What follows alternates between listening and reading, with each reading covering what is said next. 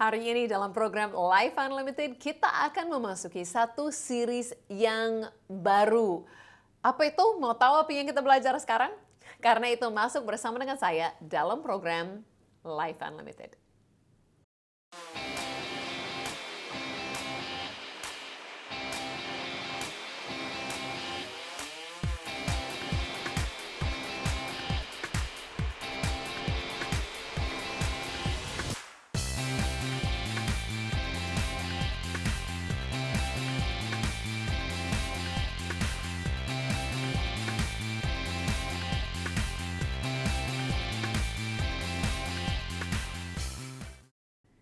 Ya, selamat berjumpa kembali dalam program Life Unlimited bersama dengan saya, Susan Hoover. Saya sangat senang sekali kita bisa jumpa setiap minggu di channel ini, di jam ini, di hari ini, di dalam program ini, Life Unlimited. Life Unlimited itu berarti hidup tanpa batas. Bagaimana kita bisa hidup dalam semuanya yang Tuhan sudah sediakan. Itu adalah hidup yang sungguh-sungguh luar biasa. Saya Susan Hoover adalah orang Kanada yang sudah cukup lama, sudah lebih daripada 20 tahun di Indonesia, makanya bisa bahasa Indonesia. Dan sangat senang karena melalui program ini kita yang di seluruh Indonesia bisa sama-sama belajar firman Tuhan, bisa belajar dan mengenal siapakah Yesus yang sesungguhnya. Dan saya harap hidup kita ditransformasi. Karena itu, hubungilah kami di dalam program Life Unlimited ini. Sepanjang program itu adalah nomor WhatsApp atau call center yang dapat dihubungi. Dan ada pemirsa Life Unlimited dari seluruh Indonesia yang hubungi kami. Mungkin ada yang mau didoakan, ada pertanyaan, ya, ada mungkin mau tahu lebih banyak lagi, mau perkenalan. Boleh hubungilah kami segera dan kami ada tim yang siap kalau ada yang mau didoakan. Nah, saya selalu mendapatkan kesaksian-kesaksian dari para pemirsa yang mengalami mujizat, yang mengalami pertolongan Tuhan, dan kami sangat senang mendengar itu semuanya. Nah, hari ini seperti saya janjikan kita akan memasuki satu series yang baru. Ya, mungkin pemirsa yang setia tahu kita sudah mengakhiri satu topik kemarin dan hari ini kita masuk yang baru. Dan saya mau buat yang baru ini tentang sesuatu yang baru. Gitu. Sekarang kita akan mulai belajar apa arti itu, bagaimana kita sekarang hidup dalam perjanjian baru. Nah, kenapa saya merasa itu sangat penting? Karena terlalu banyak orang percaya yang hanya tahu di Alkitab itu ada bagian perjanjian lama dan ada tulisnya di sini perjanjian baru. Dan mereka hanya tahu kalau mau baca sampai Injilnya Matius, berarti masuk dalam perjanjian baru. Itu saja bedanya. Tetapi tidak mengerti bahwa perjanjian baru itu bukan saja satu bagian yang dibedakan dalam Alkitab. Tetapi perjanjian baru benar-benar adalah suatu perjanjian, ya, adalah benar-benar satu perjanjian, ada bedanya. Nah, dalam Alkitab ada berapa kali Tuhan buat perjanjian dengan umatnya atau orang yang ada. Contohnya ada perjanjian dengan Nuh, bagaimana apa yang Tuhan buat. Ada perjanjian dengan berapa banyak orang. Nah, yang paling terkenal itu adalah saat Tuhan buat satu perjanjian melalui Musa dan hukum Tauratnya. Dan bagaimana melalui Yesus itu adalah suatu perjanjian yang baru. Nah, itu dijelaskan di dalam firman Tuhan dalam Ibrani pasal 8 seperti ini. Ayat yang ke-6 berkata, tetapi sekarang. Tetapi kapan? Bukan nanti-nanti, tetapi sekarang ini ia telah mendapat suatu pelayanan yang jauh lebih agung karena dia menjadi pengantara dari perjanjian yang lebih mulia yang didasarkan atas janji yang lebih tinggi. Jadi berarti ada perjanjian yang sebelumnya, sekarang ada perjanjian yang lebih mulia. Nah, itu adalah perjanjian baru. Nah, kita sekarang ini, setiap orang yang percaya, hidup dalam perjanjian baru. Makanya kita harus belajar untuk membedakan. Nah, kita boleh baca seluruh Alkitab, kita boleh baca semua yang ada di perjanjian lama, tetapi kita harus mengerti, itu ada perbedaan. Kalau kita baca yang lama, tidak semua yang berlaku bagi kita. Kita harus belajar untuk membedakan. Ada yang boleh kita belajar, ada yang boleh jadi inspirasi bagi kita, tetapi tidak semua yang berlaku bagi kita dalam perjanjian baru. Dalam perjanjian lama, tetapi apa yang berlaku bagi kita ada dalam perjanjian baru. Makanya kalau orang tidak mengerti ini, mereka jadi bingung. Kok kayaknya ini berbeda dengan ini? Betul, ada perbedaan. Itu ada perbedaan perjanjian. Nah, saya tidak katakan kita di sini adalah orang yang lebih baik. Tetapi apa yang kita miliki adalah berkata di sini, perjanjian yang lebih baik, yang lebih mulia, dengan janji-janji yang lebih tinggi. Karena itu kita sudah mendapatkan sesuatu yang lebih baik, itu semuanya karena Yesus. Jadi perjanjian baru itu datang lebih mulia karena itu datang melalui pribadi Yesus yang sudah datang sebagai juru selamat untuk kita semuanya. Jadi dalam beberapa hari-hari ke depan kita akan membahas bukan saja apa itu perjanjian baru, tetapi janji-janji semuanya yang ada, bagaimana hidup kita juga mengalami perubahan atau perbedaan daripada orang yang hidup dalam perjanjian lama. Asik. Saya harap kita akan sungguh-sungguh belajar dan sungguh-sungguh mengalaminya. Ya, supaya kita menjadi orang yang dapat membaca firman Tuhan dengan benar. Yang dapat mengerti yang mana yang ada bagi kita dan yang mana yang tidak. Jadi kalau kita mau masuk dalam topik ini, yang terutama kita harus mengerti ada perbedaan perjanjian dan perjanjian baru itu lebih mulia. Nah pastilah kalau kita baca, mungkin kalau kita baca Alkitab dari Kejadian sampai Wahyu. Kalau tahun ini pun saya buat satu keputusan dalam hidup saya. Dalam setahun mau baca seluruh Alkitab. Nah ini waktu saya baca, saya pun perhatikan, wow dalam yang lama itu memang beda sekali. Kalau kita perhatikan bagaimana mereka harus datang membawa korban, setiap kali buat kesalahan, jatuh dalam dosa mereka buat korban ini, korban nomor, korban ini itu. Mereka ada banyak hal yang sangat berbeda yang kita tidak lakukan hari ini. Jadi kita harus bisa tahu dan membaca dengan benar dan mengerti kenapa kita tidak lakukan sesuatu sekarang ini. Itu karena sudah ada perjanjian yang baru bagi kita yang lebih mulia. Karena ada Yesus. Untuk kita pikir-pikir bagaimana itu perjanjiannya? Perjanjian itu seperti apa? Di antara siapa? Mungkin kita bisa belajar sedikit sesuatu dari saya. Nah ini dari beberapa tahun yang lalu saya jalan-jalan kembali ke Kanada. Memang saya ini orang Kanada. Ke tempat di mana ada satu hal yang paling istimewa yang terjadi dalam hidup saya. Apa itu? Kalau mau tahu ikut saya dalam video klip yang singkat ini. I'm here to share something kind of fun with you today. I am standing in the place where we got married almost 1 year ago. So it's been close to a year now. So coming back to this place is pretty special. And I can remember standing in almost this exact spot, off a bit to the side, and saying the vows, you know, and having that special wedding moment and making a covenant together with my husband. And as I come here almost a year later, I'm reminded of the vows we exchanged with each other. And, you know, of course, it's very special. But then I also think about those vows that I said and how I probably, even in the first year, have not lived exactly up to all the things that I promised him. I probably failed many times. I know that I have, even in the first year of doing this. And it reminds me of how, you know, how God is with us and the covenant that he makes with us. So just as my husband has had a lot of grace with me in the first year and allowed me to make mistakes and still loves me, we're still married. In the same way, I remembered how God is so good and the covenant that he's made with us. And even though we failed miserably, we could never make it, we could never live up to our side of the deal, he sent Jesus to take our place and to be able to seal that covenant and to be able for us to receive all of his promises to us. And now it says in the word that all of his promises, everything that he's ever said about healing us, blessing us, taking care of us, being our strength, our wisdom, our peace, everything that we ever need, it says that he now lives up to that side. He gives them to us. It's all yes and amen in Christ Jesus. And that's incredible. So even when we don't live up to our side of the deal and our covenant with him, he is always faithful and true to live up to his side. So today I'm standing here and celebrating promises, vows, covenants, and remembering the amazing one that every single one of us can have today with Jesus Christ. Wow, kan betul sekali. Mungkin tidak lihat semuanya, tetapi sebenarnya itu memang benar adalah tempat di mana saya bersama dengan suami itu diberkati ya, diberkati dalam pemberkatan pernikahan.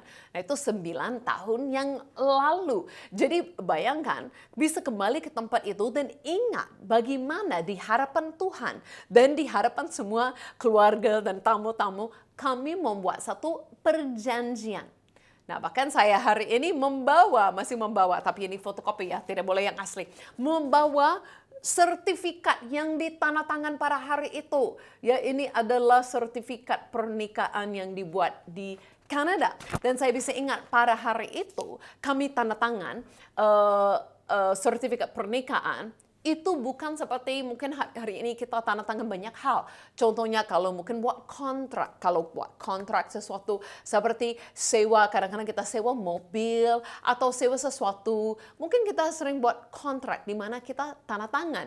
Nah, itu mungkin keputusan yang kecil. Kita hanya pikir untuk beli sesuatu, lakukan sesuatu, sewa sesuatu, buat kontrak. Mungkin kita bisa tanda tangani. Tetapi kalau saat sebelum saya membuat tanda tangan saya untuk menikah, saya mengerti itu bukan kontrak, tetapi itu adalah satu perjanjian. Itu perjanjian, saya berjanji di depan semua orang bahwa saya akan menikah itu sampai mau memisahkan, sampai mati. Itu adalah keputusan yang begitu besar. Jadi sebelum ditandatangani, itu adalah sesuatu yang sudah dipikir-pikir, sudah direnungkan, sudah didoakan. Keputusan yang cukup lama dibuat, mengerti dengan serius bahwa itu bukan kontrak, bukan sebentar lagi selesai, bukan sesuatu yang kecil, tapi itu perjanjian sepanjang saya hidup itu harus dipenuhi. Nah, seperti saya katakan dalam video, apakah saya lakukan 100% sesuai dengan perjanjian saya? Tidak. Tetapi apakah saya tetap dalam pernikahan sampai hari ini? Tetap. Karena perjanjian itu sedikit berbeda dengan kontrak.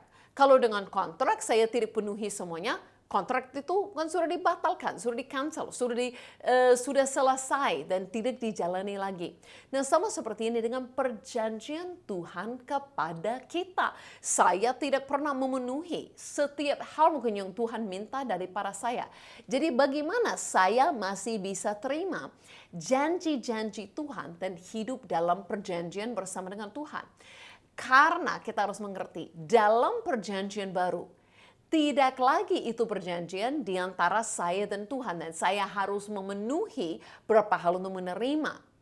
Itu caranya di dalam perjanjian lama. Dalam perjanjian lama, Tuhan minta umatnya melakukan berapa hal. Mereka merasa sanggup, tapi mereka gagal terus. Nah, itu adalah peringatan yang kita baca terus dalam perjanjian lama. Tuhan minta mereka lakukan sesuatu, mereka tidak setia, dan mereka dihukum. Mereka tidak terima sepenuhnya semua janji Tuhan. Tetapi dalam perjanjian baru, bukan kita yang memenuhi bagiannya. Tetapi itu adalah satu perjanjian dan di antara Allah Bapa dan Yesus yang memenuhi semuanya. Bahkan Yesus sendiri berkata dalam 1 Korintus 11 ayat 25. Saat dia membuat perjamuan kudus, dia berkata, demikian juga dia mengambil cawan sesudah makan, lalu berkata, cawan ini adalah perjanjian baru yang dimerataikan oleh darahku. Perbuat ini setiap kali meminumnya menjadi peringatan akan aku. Jadi Yesus katakan, dia membuat satu perjanjian baru itu melalui apa? Melalui darah Yesus. Nah, dulu-dulu dalam budaya dulu orang mau membuat satu perjanjian, mereka mau salam. Tetapi mereka salamnya dengan mereka ada lukanya di tangannya. Jadi saat mereka salam itu adalah seperti campur darah, ada darah yang dikeluarkan. Kita bisa lihat sering dalam perjanjian lama mereka bawa korban-korban itu selalu ada darah yang dicurahkan. Dalam perjanjian baru, bukan Tuhan meminta kita potong-potong, jadi terluka, dan kita berdarah untuk membuat perjanjian dengan Tuhan. Itu yang buat perjanjian, itu adalah darah Yesus. Darah yang sempurna, dia yang tidak ada dosa, dia yang memenuhi semuanya dengan taat dan sempurna. Nah, mungkin kita bingung, bagaimana saya menerima janji Tuhan kalau perjanjian baru ini di antara Tuhan dan Yesus, di mana saya di dalam ini semuanya. Nah, contohnya seperti ini. Kalau suami saya pergi ke bank dan dia membuat satu investasi di dalam bank. Tetapi di akhir formulir itu, dia memenuhinya untuk penerima adalah saya, nama saya. Nah, bukan saya yang membuat uang itu, bukan saya yang membelinya, bukan saya yang lakukan. Itu adalah satu perjanjian di antara suami saya, bukan dengan uangnya, pergi ke bank di antara mereka, tetapi yang menerima itu adalah saya. Nah, itu adalah contohnya apa yang Yesus lakukan. Yesus membawa hidupnya, darahnya yang kudus, yang sempurna. Dan Yesus membawa itu semua kepada Allah Bapa dan membuat satu perjanjian yang luar biasa. Tetapi dia membuat penerima adalah kita bersama dengannya. Makanya firman Tuhan berkata semua yang ada di dalam Kristus sudah menjadi ahli waris bersama dengan Yesus. Dan semua janji-janji Allah adalah ya dan amin bagi kita melalui Yesus. Jadi seperti Yesus dan Allah Bapa sudah buat satu perjanjian, tetapi nama penerima adalah kita. Makanya kita bisa menerima semua janji. Nah, ini adalah hal yang luar biasa yang hanya bisa terjadi melalui perjanjian baru. Oh, itu luar biasa sekali. Jadi kita memang mungkin sama seperti orang di perjanjian lama. Bukan kita lebih baik, tetapi kita di dalam satu perjanjian yang lebih baik. Apalagi yang ada dalam perjanjian baru, mari kita kembali kepada Ibrani 8 untuk kita temukan kembali. Kalau mau belajar perbedaan perjanjian lama dan perjanjian baru, kitab yang boleh dipelajari adalah Ibrani. Dalam sekolah Alkitab saya selalu minta sesuatu untuk belajar kitab Ibrani sebagai salah satu kitab pertama yang dipelajari. Karena kalau dapat mengerti kitab Ibrani, mungkin bisa mengerti semuanya. Selalu membandingkan yang lama dengan yang baru. Dengan kata kuncinya seperti kita belajar tadi, lebih baik. Apa yang dikatakan selanjutnya dalam pasal 8 berkata, maka inilah perjanjian yang kuadakan dengan kaum Israel sesudah waktu itu. Nah, ini adalah kutipan dari Yeremia, nubuatan tentang perjanjian baru yang kita miliki.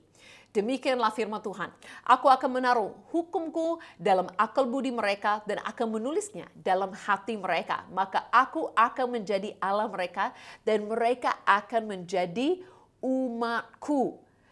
Nah, apa yang dikatakan di sini? Bahwa kita sekarang bukan lagi hidup dari perintah Tuhan yang dituliskan di luar. Tetapi Tuhan taruh semuanya di dalam diri kita.